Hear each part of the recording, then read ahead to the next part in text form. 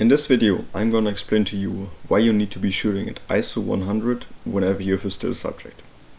Otherwise, you might be missing out on some great images. So let me tell you a quick story. In last December, I was on a backpack hiking trip across the Alps.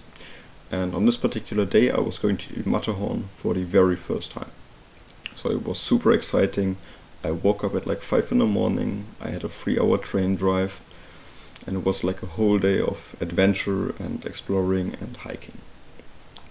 At the end of the day, I was hiking back down from my trip and everything was coming into place. We had great light behind the Matterhorn, you can see all the city lights, and everything just came together.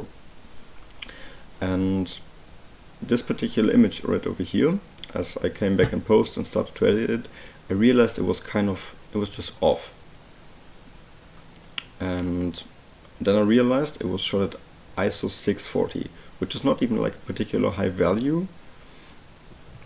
But then I came across this other image, ISO 100, and you can see at the timestamps right over here, it's just like 6 minutes apart.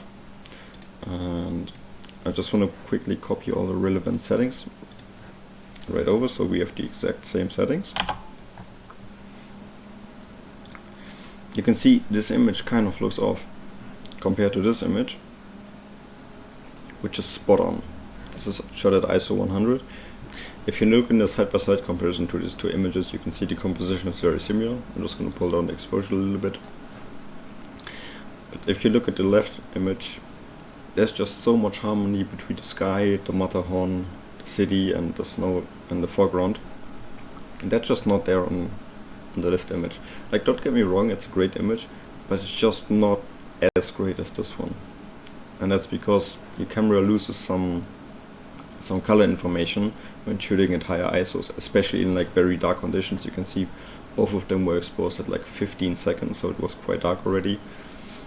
And at this point your camera will lose some informations.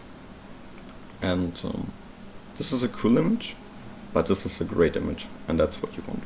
So this is why you need to be shooting at ISO 100.